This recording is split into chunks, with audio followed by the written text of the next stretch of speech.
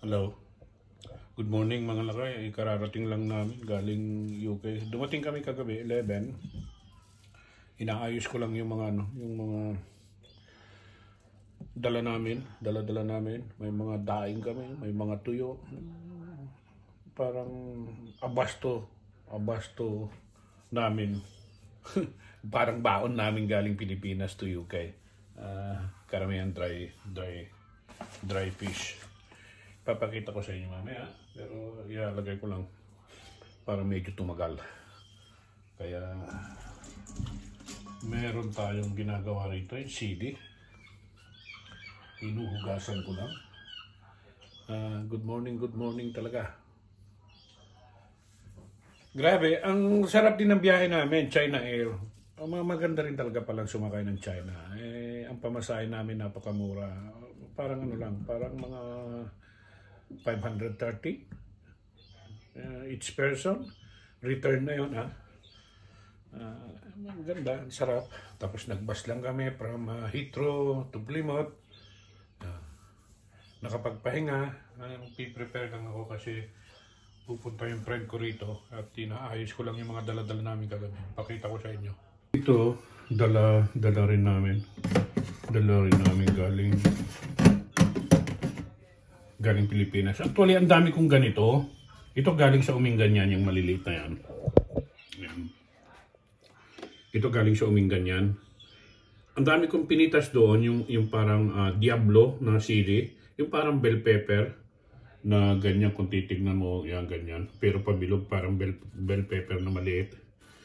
Ito binili na ni Darling sa Divisoria. Buti nakabili pa siya. Inaayos ko, pickle ko, babad ko sa suka para medyo dry ko lang. Then pickle it.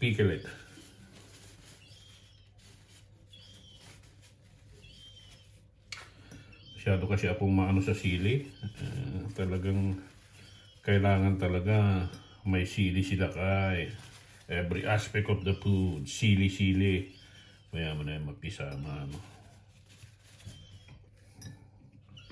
Preserve ko lang.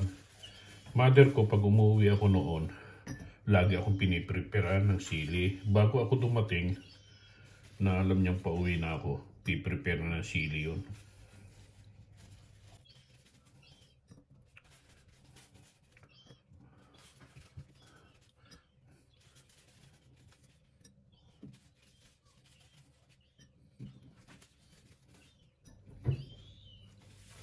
Dry ko lang para walang katubig-tubig. Tapos babad ko lang siya sa medyo mumurahin na vinegar, malt vinegar na ang pagbababarang ko. Ang pagpipikil nito, lagay mo lang sa suka. Huwag mo nang haluan ng kahit na ano kasi mag-ano lang mangingitim lang, suka na lang. Pero ano rin ako. Mag-YouTube din ako mamaya kung paano kasi everything you need to do, just as YouTube. Google mo. Makikita mo lahat doon kung paano mag-preserve ng sili. Maraming ways pala pag-preserve ng sili. Ito na yung pinakamadaling gagayahin ko. Sa vinegar, tapos first month ilagay mo sa fridge. Then enjoy the first month. Tapos lumalambot na yan hanggang 3 months. Kung malaki yung bote ko, palitan ko, ilagay ko sa mas maliit. Hindi ko na tatanggalin yung mga tangkay. Sama ko na itong mga sili, labuyo, yung parang bird's eye chili. Itong mga to, sama ko na dyan. Pag nagmahal ang sili, ngayon medyo mahal pa. Inaabot namin, medyo mahal pa. Naabot din ng 200 ng sili, kilo. Kuminsan, nag-300 pa nga to . Pero dito talaga kasi talagang mahal ang sili rito. Parang gold dito. Pira-piraso lang kung bibili ka rito.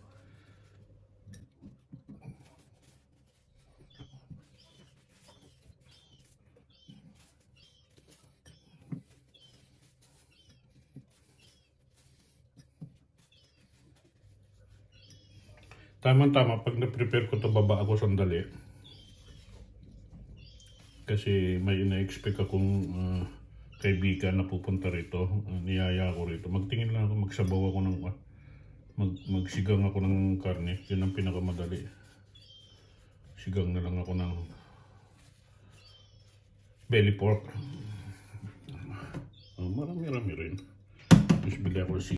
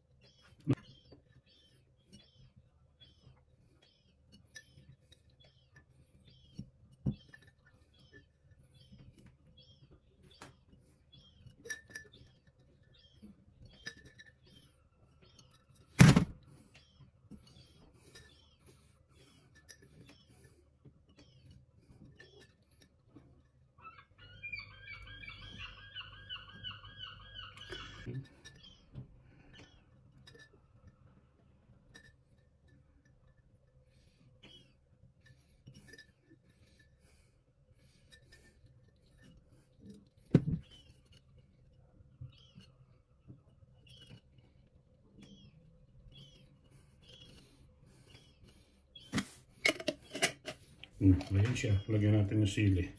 Halos sa Ilocano yan. Artem. Yes, yo. Makalusot ko. Artem natin. Makababa na. Mag-check tayo kung anong ilalagay natin sa sabaw. Okay? Ito yung mga mahal dito kaya namin dinala yan. Ayan. Tuyo. Pero itong tuyo na to special to ha. Yan yung tuyo sa Bataan. Yan yung tuyo sa Bataan. Hindi maalat yan. Hindi nadudurog. Yung kaliskis, may kaliskis yan. Yan yung tuyo sa Bataan. Tapos, yan box natin to. Yung iba rito, galing Pagadian City. Yan yung tuyo. Kasi pinapakita ko sa inyo to. Kasi ito yung mga mahal dito. Kaya nagdadala kami. Alam nyo, sa tuwing babalik ako ng UK, lagi ako nasisita. This time, hindi ako nasita. Ay, walang tao. Kaya ito lang. Pero pag may tao ron sa airport, sigurado sita ako sa dami na itong wala naman akong dalang illegal, no? Kaya lang sa dami nitong dry mga tuyo, daing. Ang dami. Ayan, no? Ito naman is yung bisugo. Danggit. Ito naman is yung ayan o, danggit. Danggit yan. Galing Dajangas to. In order pa nung friend ni Darling. In order worth 1,500 ata itong daing na to. Tapos may mga bisugo kami. Ito siya o. Yan yung mga ganyan daing o. Mga bisugo. Alam nyo kasi rito, ito, gold to. Ayan o. Yung mga daing na yan. Bisugo. Napakasarap kasi na ito. May sinangag ka. Meron kang kuwan. Ang dami. Yan yung mga dala namin ngayon. Tignan natin. I-unbox, i-unwrap natin. I-unwrap natin lahat. Pinagtyagaan nung hipag ko to na balutin.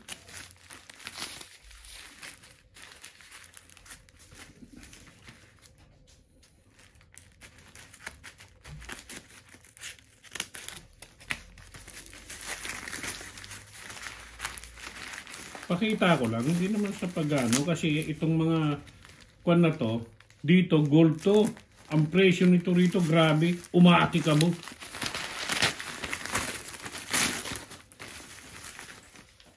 Umaati ka mo ang presyo nito, ano pa rin to, bisugo.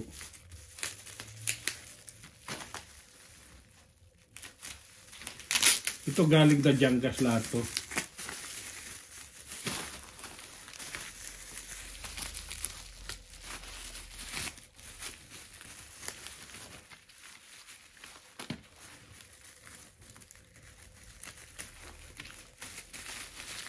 Actually, hindi ko na nakita to eh. Ayan o. Bisugo pa rin ha.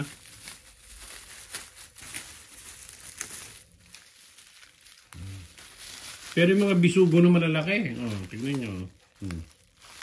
Ayan yun. Bisugo pa rin yan. Ito naman, watch this.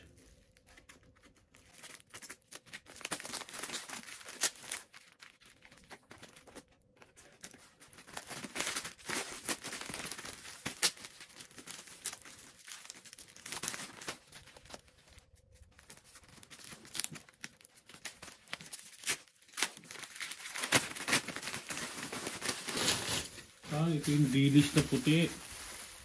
Na kung tawagin nila, dilis na puti. Actually, si Darling ko may order nitong dilis na puti. Binili namin to sa ano, sa ano ba yun? Ordaneta. Villasis.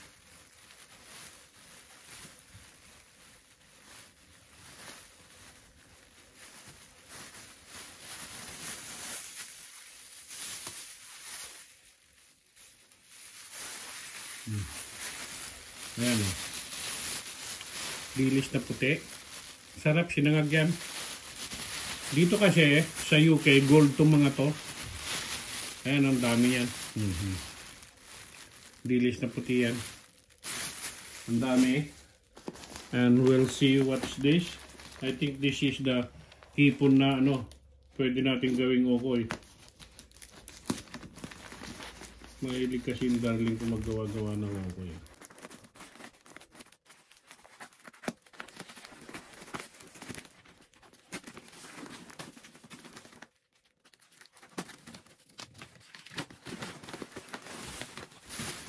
Ito yung hipon na kung titignan nyo is hipon na ano.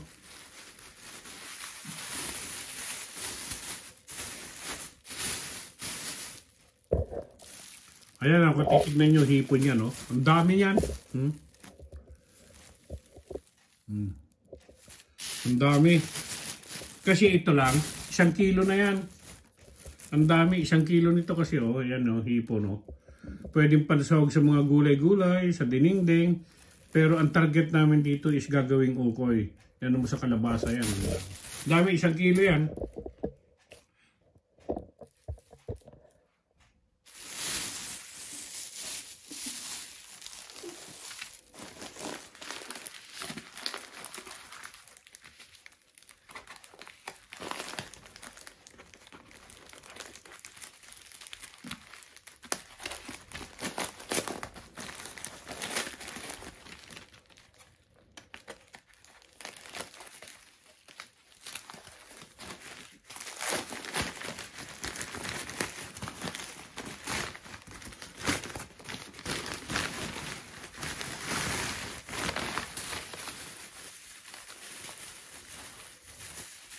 Ano naman to? Danggit din. Danggit din. Maraming danggit yan. Danggit din siya. Ito, what's this? Ito yung special, pinaka-special sa lahat. Dahil I think this is lapu-lapu na dinaing.